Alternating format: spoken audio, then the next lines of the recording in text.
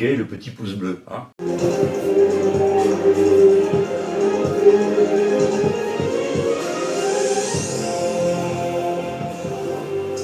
Bonsoir et bienvenue à tous. Mercredi 15 octobre, voici les titres. 30 ans de prison requis à l'encontre de Cédric Jubilard. Après les plaidoiries des parties civiles, les avocats généraux ont livré un réquisitoire sévère et demandé une peine de 30 ans de prison pour meurtre aggravé. Place demain à la défense.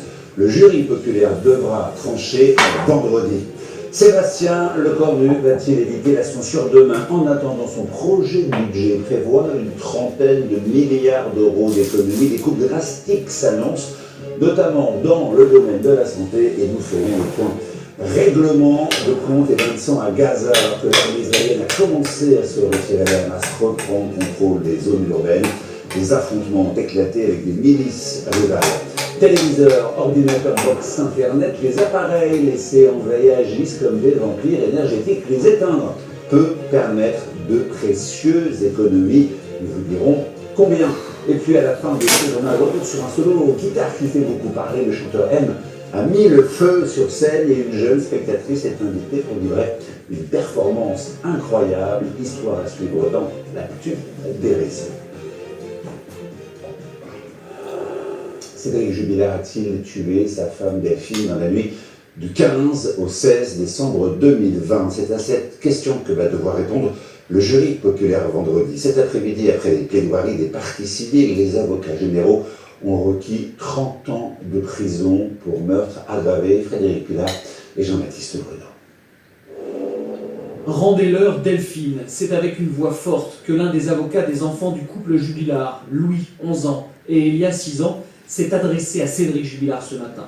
L'accusé est resté stoïque dans son box sans donner de réponse. Une plaidoirie au nom des enfants essentielle, selon Maître Boquet. Il fallait qu'on les entende par l'intermédiaire de nos voix et je pense qu'on a réussi à faire passer un certain nombre d'éléments. La révélation selon laquelle son enfant a pu être mis en relation avec le nouveau compagnon, le futur compagnon de Delphine, l'a fait littéralement fissurer. Cédric Jubilard, qui n'affichera également aucune émotion lors de la plaidoirie de l'autre avocat des enfants. Je racontais que ces enfants ne pouvaient pas se recueillir devant une tombe, je racontais qu'ils attendaient des choses, et lui, impassible. Ce corps disparu fut également évoqué dans les premières minutes du réquisitoire de Nicolas Ruff, le premier des deux avocats généraux à prendre la parole cet après-midi, pointant l'un des arguments de la défense. On va vous dire que le dossier est vide. Le seul vide, ce manque, c'est le corps de Delphine Jubilard. Pour lui, les preuves du meurtre sont accablantes et réelles. Je n'ai aucun doute sur le fait que Delphine soit morte ce soir-là. Cédric Jubilard a tué Delphine parce que c'est lui qui a utilisé le véhicule et déverrouillé le téléphone. Il est coupable. Pierre Aurignac, le second avocat général, s'adresse lui directement à Cédric Jubilard et lui assène sa conviction. Le crime parfait est celui où on ne se fait pas condamner. Et vous allez être condamné. Peu avant 19h, il réclame 30 ans de réclusion criminelle à l'encontre de Cédric Jubilard, une évidence selon les parties civiles. Si l'attitude de M. Jubilard avait été différente à l'audience, les réquisitions auraient été moins élevées. La peine de 30 ans qui a été requise me paraît correspondre à la réalité, à la gravité du crime et à la personnalité de celui qui l'a commis. Les avocats de la défense plaideront eux demain avant un verdict attendu vendredi. Sébastien Lecornu va-t-il parvenir à éviter la censure demain matin? En attendant, son gouvernement a concocté un budget pour 2026 et c'est tout le paradoxe de ce budget. D'un côté, la réforme des retraites est suspendue, ce qui va permettre à de nombreuses personnes d'arrêter de travailler plus tôt que prévu. Mais de l'autre, les retraités vont être mis à contribution et seraient même les grands perdants en cause le gel des pensions et la fin de leur abattement de 10%. Explication avec Jérôme Lagali et Roxane Renel. Viviane, 68 ans, perçoit une retraite d'infirmière libérale et une autre de salariée pour un total de 1386,07 €. Un montant qui restera inchangé en 2026 si le gel des pensions de retraite proposé par le gouvernement était voté au Parlement. Dans ce cas, les retraites ne seraient pas indexées sur l'inflation. Malgré des compléments de revenus, Viviane ne sait pas si elle pourra assurer ses dépenses. 100 € d'assurance de voiture, 110 € de mutuelle. J'ai en charge à peu près avec le loyer, ça fait 1800 €. Autre mesure qui pourrait peser sur les retraités, la suppression de l'abattement fiscal de 10% dont ils bénéficient. Le gouvernement souhaiterait le remplacer par une déduction de 2 000 € sur les revenus imposables, une règle qui pénaliserait les retraités à partir de 1 600 € de pension par mois. Prenons l'exemple d'un retraité touchant 2 500 € par mois, soit 30 000 € de pension par an. Avec l'abattement de 10%, il pouvait soustraire 3 000 € sur ses revenus imposables et déclarer 27 000 €. Avec la déduction forfaitaire, ses revenus imposables passent à 28 000 €. Or, mécaniquement, des revenus plus élevés engendreraient des impôts plus élevés. J'en paye pas beaucoup, mais le peu que je paye, ça va encore augmenter, quoi. C'est fou quand même. On a cotisé, on a travaillé en tous les cas plus de 35 heures, j'ai 76 ans, et maintenant il doit encore nous prendre des sous. D'autres, en revanche, ne se sont pas encore plongés dans le calcul. Et qui c'est qui est exactement qui propose ça alors? C'est le gouvernement de maintenant? Oui. Ah, de toute façon, ils vont voler là. En tout, 1,4 million de retraités seraient concernés par un supplément d'impôt. Au contraire, 100 000 pourraient payer moins. Et ce projet de budget prévoit donc une trentaine de milliards d'euros d'économies, dont 14 milliards grâce à de nouvelles recettes. Et c'est dans les sphères sociales et celles de la santé que les coupes s'annoncent les plus drastiques. Alors à quoi faut-il s'attendre? On fait le point ce soir avec vous. Oumi Diallo, Oumi, est-ce qu'il va falloir payer plus pour se soigner l'année prochaine avec ce budget s'il passe? Et sans censure, Xavier, oui, alors que le déficit de la Sécu pourrait atteindre 30 milliards d'euros fin 2026, à cause notamment des ALD, ces affections de longue durée ou maladies chroniques, qui représentent 60% des dépenses prises en charge par l'assurance maladie en raison du vieillissement de la population. Eh bien, le projet de loi de financement de la sécurité sociale prévoit d'économiser 17 milliards et demi d'euros en 2026 en demandant sans surprise plus d'efforts aux assurés. Et lesquels exactement?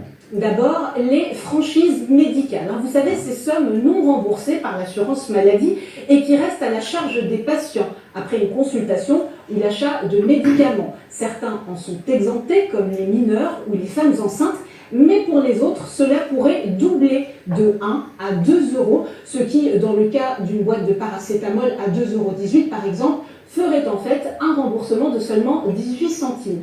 Et en plus, Xavier, ces franchises pourraient s'étendre à certains dispositifs médicaux, comme les prothèses, les semelles orthopédiques ou les fauteuils roulants, mais aussi aux soins dentaires. Même chose pour la participation forfaitaire, qui, comme les franchises, est destinée à protéger notre système de soins. Son montant pourrait passer de 2 à 4 euros, quel que soit le médecin consulté ou l'acte médical pratiqué, ce qui ferait automatiquement passer les plafonds de 50 à 100 euros par an et par patient. Et ce n'est pas tout, oui, les arrêts maladie et les mutuelles sont aussi concernés. Oui, Xavier, la durée de prescription du premier arrêt de travail pourrait ne plus dépasser 15 jours par un médecin de ville et 30 à l'hôpital dans le but de les limiter, bien sûr.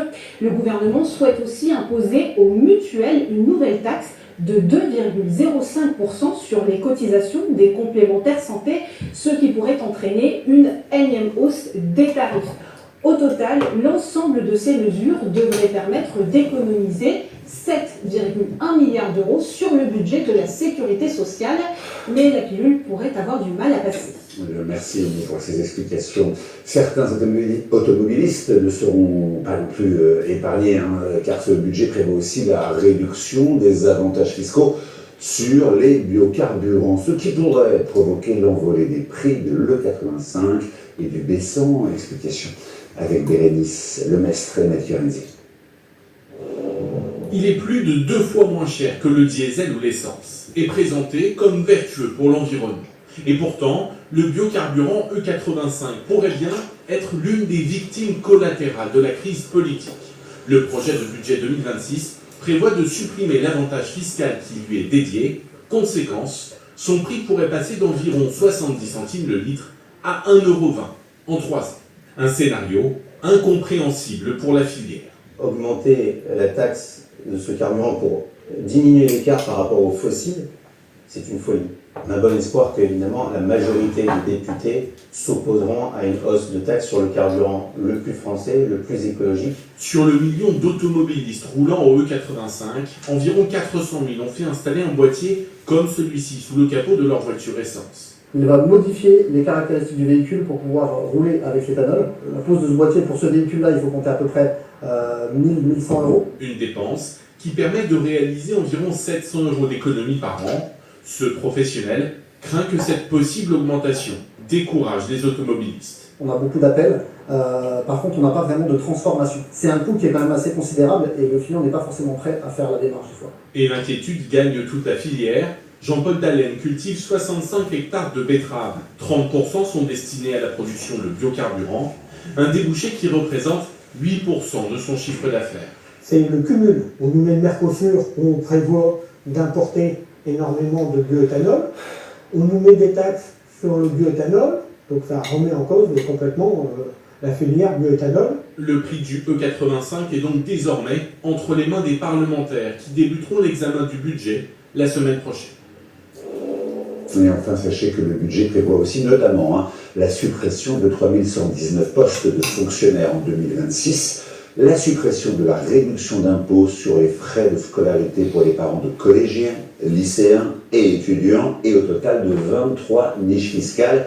Il prévoit aussi la mise en place d'une taxe sur les petits colis livrés par les entreprises établies hors de l'Union européenne, ou encore une taxe sur les produits de vapotage. Et justement, voilà une bonne nouvelle pour la santé. Le nombre de fumeurs continue de baisser, moins 4 millions en 10 ans. Un chiffre encourageant. La proportion de fumeurs quotidiens parmi les 18-75 ans est passée de 28,6% en 2014 à 18,2% l'an dernier.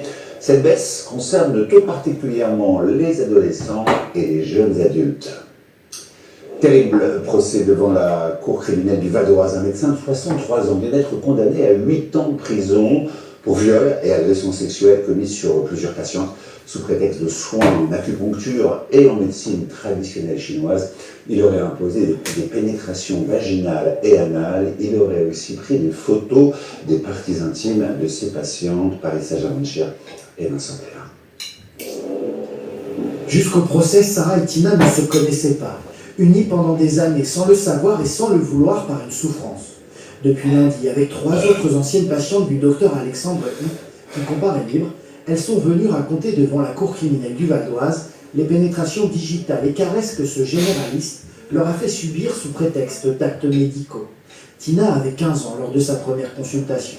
Je l'ai consulté pour une infection urinaire et en fait il a procédé à des actes qui à l'époque, avec ma vision de c'est un docteur, il a le droit, aujourd'hui sont qualifiés de viol. Lors d'une deuxième consultation, j'avais 18 ans, il a procédé à un massage, il m'a touché la poitrine. Jusqu'en 2020 et son arrestation, le médecin exerçait dans cet immeuble, situé à Hermont. Pendant 10 ans, ses patientes se sont tues ou n'ont pas été crues. Il savait que même si la femme parlait, de toute façon, ça vaut quoi la parole d'une femme par rapport à celle d'un médecin? Il nous a fait croire que c'était normal. Et il nous a fait sentir comme des folles. Cette autre femme, appelée aussi Sarah, avait même porté plainte 10 ans auparavant.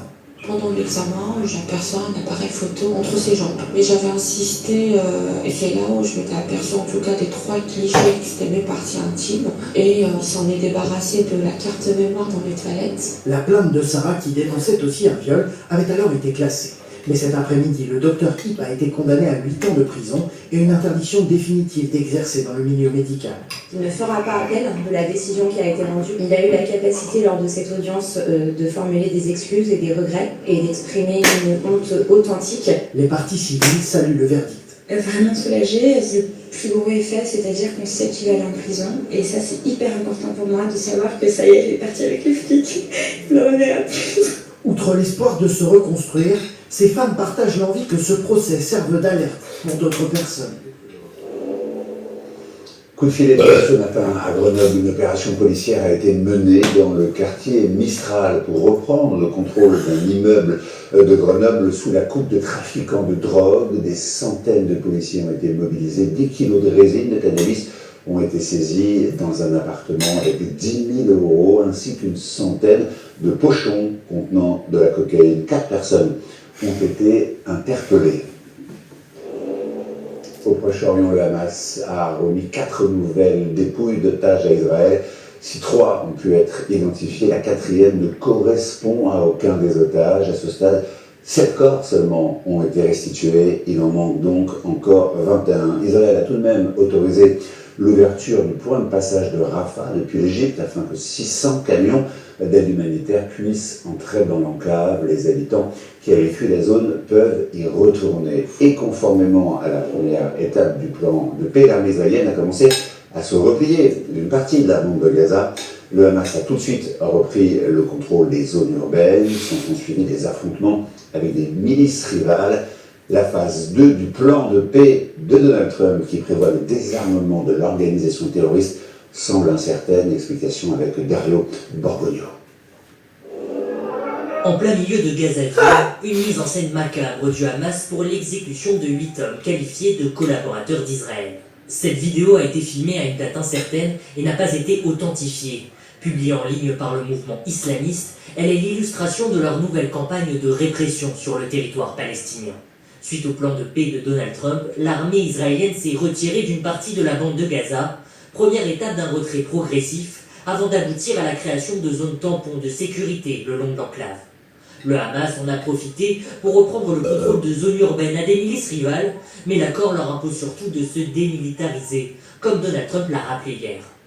Nous leur avons dit que nous voulons qu'ils se désarment, et ils se désarmeront, et s'ils ne le font pas, nous le ferons.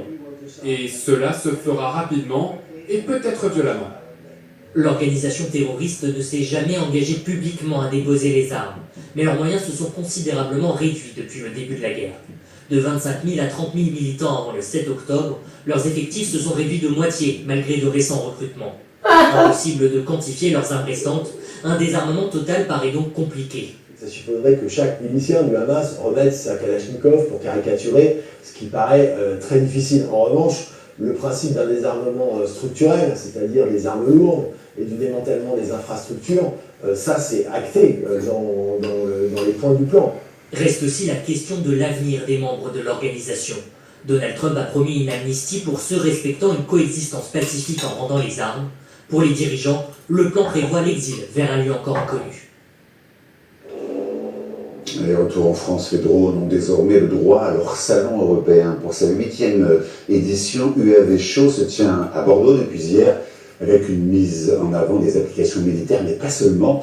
Les drones sont aussi utilisés désormais pour l'inspection de réseaux d'énergie et de transport, ou encore dans l'agriculture, le BTP et bien sûr la sécurité. Ces drones, de plus en plus présents dans notre quotidien et dans notre espace aérien. Eh bien, une start-up française a développé des solutions pour protéger les sites sensibles contre l'intrusion de ces engins. Elles permettent de détecter la présence d'aéronefs sur un large périmètre basé au Havre. L'entreprise a été choisie pour protéger les aéroports dans un contexte ultra sensible. Et l'armée se prépare aussi. Regardez le reportage d'Emmanuel Michel et Jean-Baptiste Bruno. Ce drone va jouer le rôle de l'intrus. Il décolle en bordure de l'aéroport du Havre avec une promesse. Dans un rayon de 20 km, normalement, il est détecté dès son décollage. Son opérateur travaille pour une start-up française qui a décroché cette année un contrat de 7 millions d'euros pour protéger 8 aéroports régionaux français. Une fois le drone dans les airs, la tour de contrôle est alertée. Là, on voit la position du pilote, la position du drone en temps réel. Des informations transmises ensuite aux forces de l'ordre sous la forme d'un simple QR code. Et ça l'emmène directement sur Google Maps et ça nous donne l'itinéraire le plus rapide pour aller intercepter finalement le pilote. Un dispositif innovant qui repose sur ces deux outils, un détecteur de radiofréquence et une caméra chargée d'identifier l'objet volant. Et l'entreprise ne s'est pas arrêtée à la détection. Dans cette imposante mallette noire se trouve de quoi stopper un drone. C'est un fusil de brouillage qui fonctionne uniquement sur le brouillage de radiofréquence. On appuie sur la gâchette et le drone s'arrête de voler. Les clients, la police, la gendarmerie et l'armée française. C'est l'un des bâtiments les plus sensibles de France, le Cap Coda, le centre des opérations de la défense aérienne. Ici, 15 militaires se relaient 24 heures sur 24, 7 jours sur 7, pour surveiller le ciel français à l'aide d'un réseau de 70 radars. Et en cas d'intrusion, le déclenchement de la réponse est immédiat. C'est un coup de fil, c'est une sirène qui va sonner dans la salle d'alerte des équipages qui vont courir à l'avion. qui vont recevoir leurs consignes lorsqu'ils auront décollé. Mais face à une vague de drones puissants, comme celle qui frappe régulièrement l'Ukraine, la France est-elle prête? Un scénario a déjà été répété en janvier dernier, nous confie le colonel. La carte derrière moi en fait illustre le jeu qui a été fait. Nous confie le colonel. Ça immédiat.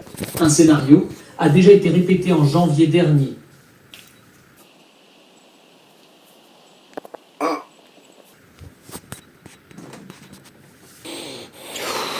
Dans lesquels nous assurions différents niveaux de défense aérienne. Et les autres petits logos qui évoluent sont tantôt nos avions de chasse, tantôt nos hélicoptères qui étaient engagés dans cette opération. Répartis sur tout le territoire, ce sont des dizaines d'avions de chasse et d'hélicoptères de combat qui sont ainsi en alerte permanente, prêts à décoller à chaque instant. L'explosion des résidences secondaires s'est faite au détriment des résidents. Depuis 2024, une loi autorise les communes qui en comptent déjà 20% à réserver les logements en construction aux locaux, vu de la manœuvre, éviter les villes et villages fantômes hors saison et maintenir bien sûr l'activité. Reportage à Cancale, en Ille-et-Vilaine, avec Méouane Leprêtre et Grégoire Doucet. En bord de mer, elle est de ces petites villes bretonnes dont on aime dire qu'il y fait bon vivre. Une commune très agréable, très accueillante. Alors c'est vrai que l'été, il y a beaucoup de touristes, ça c'est très touristique, c'est sûr. Avantage en matière d'activité saisonnière, source de complications par ailleurs, les locaux ont de plus en plus de mal à se loger. Moi j'ai mis 1 an à trouver un logement, un petit appartement basique. À Cancale, 4 logements sur 10 sont des résidences secondaires, faciles d'accès, fraîches en été. La commune cumule les atouts pour attirer les acquéreurs de ce type de biens qui dépassent parfois le million d'euros. C'est sûr que le mètre carré immobilier ici est peut-être un peu élevé pour un tout jeune. C'est pour ces raisons que la mairie use d'une disposition de la loi Échanise-Lemeur adoptée l'an dernier. Elle précise que pour les communes comptant plus de 20% de résidences secondaires, certains logements neufs peuvent être réservés aux habitants locaux. Exemple ici, un quartier va bientôt sortir de terre. Pour accéder à l'un de ces logements, une condition, y vivre à l'année. Mais nous souhaitons véritablement profiter de cette création pour accompagner, promouvoir les habitants permanents afin de leur permettre de se loger en cœur de ville dans d'excellentes conditions matérielles. 230 logements réservés aux habitants permanents, un pari d'avenir. Si on ne favorise pas la venue d'actifs pour que les entreprises puissent renouveler, voire développer leurs activités, on risque d'avoir demain une attractivité qui s'effondre. Comme Cancale, 6 villes basques et bretonnes réservent des logements neufs aux habitants pour éviter que leur commune ne se transforme en ville fantôme. Téléviseur, ordinateur, box, internet, c'est une consommation fantôme qui grève notre budget et alourdit notre empreinte carbone. Les appareils laissés en veille à notre domicile agissent comme de véritables vampires énergétiques. Les éteindre pourrait permettre de précieuses économies. Explication dans notre rubrique Planète Responsable avec Marie Decrème et Samuel Duret. On peut les comparer à des fuites d'eau dans un tuyau. La consommation en veille de nos appareils électroménagers constitue un véritable gâchis. À l'échelle d'un foyer, cela représente beaucoup d'électricité, mais à l'échelle du pays, cela ressemble à un véritable gouffre énergétique. Environ 9 milliards de kilowattheures perdus chaque année, c'est l'équivalent de la production de plus d'un réacteur nucléaire. Alors, partons traquer les fuites. Certains équipements sont de véritables vampires énergétiques, notamment les ordinateurs fixes. Si vous l'utilisez 4 heures par jour pendant un an, il consommera environ 100 kWh. Et si vous le laissez en veille les 20 heures restantes, il consommera la même chose, environ 100 kWh consommés pour rien. Cela représente une vingtaine d'euros sur une année. Autre appareil énergivore lorsqu'il reste en veille, le téléviseur. Ce petit voyant rouge en bas de votre écran indique une fuite d'environ 70 kWh pour une veille constante. Cela représente environ 15 euros sur une année. Les box internet et les décodeurs télé consomment eux environ 60 kWh par an pour une veille ininterrompue. Sur une année, cela représente plus de 10 euros par équipement. D'après les calculs de l'ADEME, la consommation en veille de nos appareils électroménagers représente plus de 10% de nos factures d'électricité et nous coûte de 50 à 150 euros par an, suivant le nombre d'équipements. Éteindre, voire débrancher ces appareils permet de réaliser de belles économies, mais aussi d'éviter l'émission de près de 600 000 tonnes de CO2 rien qu'en France. Ça représente l'empreinte carbone de 60 000 Français sur une année. Vous l'avez compris, il est grand temps de colmater les fuites d'électricité dans nos logements. Les nouvelles saveurs, importance du bien manger, la semaine du goût est de retour. Pour sa 36e édition, de nombreux ateliers sont proposés. Cette année, la marraine est une ancienne candidate de Top Chef d'origine brésilienne. Tabata May a multiplié les expériences aux côtés des plus grands et aime transmettre sa passion aux plus jeunes. Jérôme Mariet et Anaïs Furtad l'ont rencontré. Un cours tout particulier attend ses élèves de CM1. Tabata May n'est pas leur professeur, mais une chef cuisinière. Est-ce que vous savez pourquoi je suis là? Des lignes perplexes pour la leçon du jour, 4 façons de consommer et d'apprécier la carotte. Si j'aime pas un aliment d'une façon, ça ne veut pas dire qu'il ne faut pas goûter s'il est préparé d'une autre façon. Un enseignement donné par l'ancienne candidate de Top Chef dans le cadre de la semaine du goût. La carotte est ici présentée crue, cuite et sous forme de gâteau, à chacun sa préférence. La carotte crue, c'était un peu amer mais j'aimais bien. Et aussi un peu salé et sucré en même temps. Pas toujours facile d'adapter ses papilles. On voit plein de petits lapins, j'entends croquer, c'est bien. Au-delà des préjugés et de la néophobie alimentaire très répandue chez les enfants, ce jus de carotte fermenté a bousculé le palais de Sohan. Au début, j'aimais pas trop, mais après, ça va. Attiser la curiosité des plus jeunes pour les inciter à découvrir différentes saveurs. Le sucré, le salé, l'acide, la mer ou encore l'umami, c'est pour la chef étoilée une responsabilité. L'alimentation, c'est la base pour ne pas avoir des maladies, pour être en bonne santé. Il faut pouvoir les guider un petit peu. Jusqu'au 19 octobre, des chefs et pâtissiers de renom tenteront d'éduquer les palais des plus jeunes pour des préférences qui évolueront tout au long de leur vie. Et palais toujours, connaissez-vous notre mot du jour? Pinza, c'est un dérivé de la pizza, une cousine qui sont distinctes par le mélange de farine dans sa pâte et une cuisson particulière. La pinza est plus légère et elle prend depuis quelque temps ses quartiers en France. Jean Bellamy et Arthur Muriot l'ont goûté pour nous.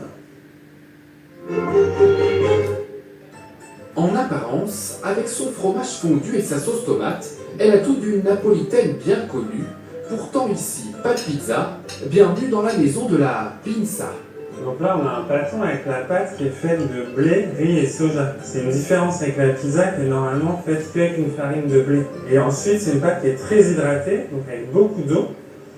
Et là, je suis en train de l'étaler sur de la farine de riz, ce qui va lui donner du croquant.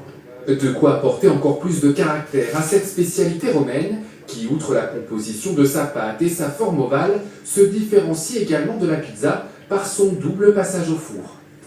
La première cuisson, elle va donner du moelleux, et la deuxième, avec les ingrédients, elle va donner du croquant. Voilà donc notre pinza, aussi gourmande et vendue au même prix que sa cousine napolitaine, mais si elle plaît autant, c'est grâce à sa consistance plus légère et donc plus digeste.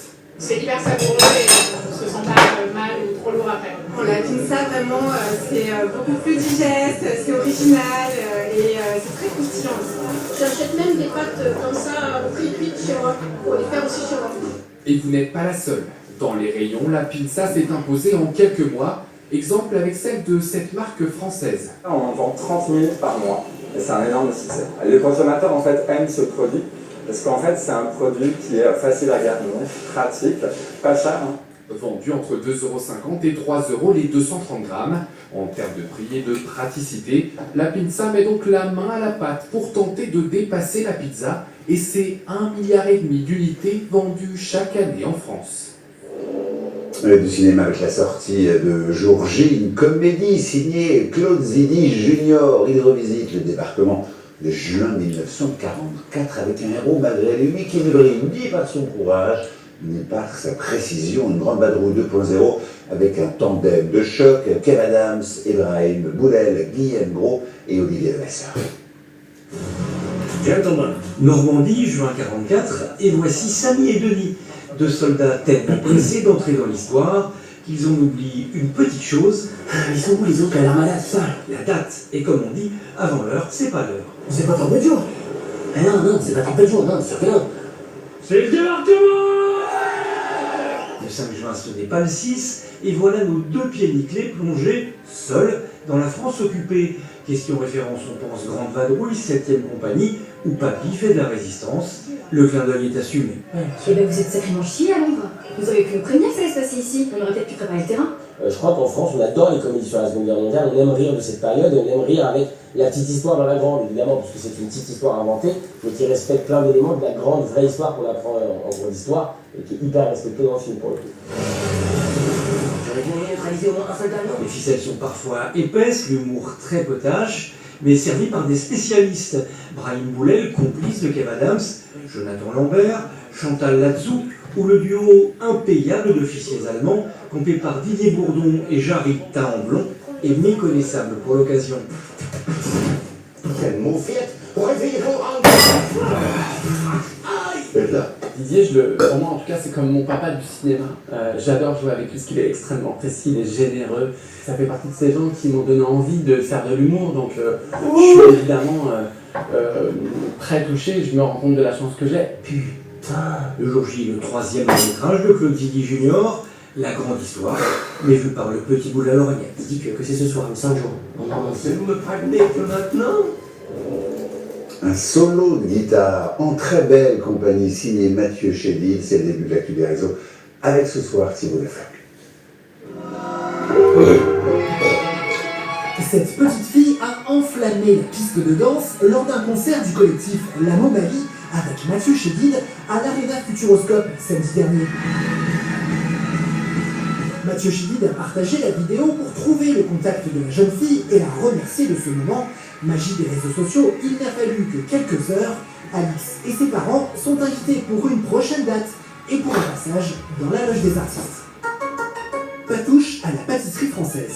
C'est ce qu'a appris à ses dépens cette influenceuse américaine qui critiquait en vidéo une pâtisserie dirigée par une Belge à Phoenix dans l'Arizona.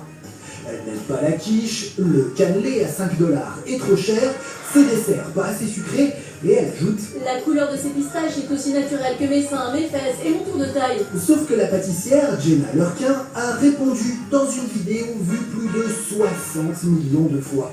En pistachio paste, that is 100% pistachios from Italy. The farine de blé, épeautre, bleu et rouge, all comes on the palette from Europe. Depuis, la pâtisserie de la Belge ne désemplit pas, tandis que l'influenceuse a mangé son pain noir et désactivé ses réseaux sociaux.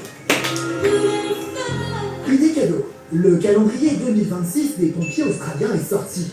Un calendrier qui se vend comme des petits pains depuis 33 ans, probablement par amour des animaux. Et sachez qu'en Nouvelle-Zélande, il existe la version féminine du calendrier qui éveille quelques tendances pyromanes chez certains et certaines qui espèrent être sauvés par ces canons de beauté.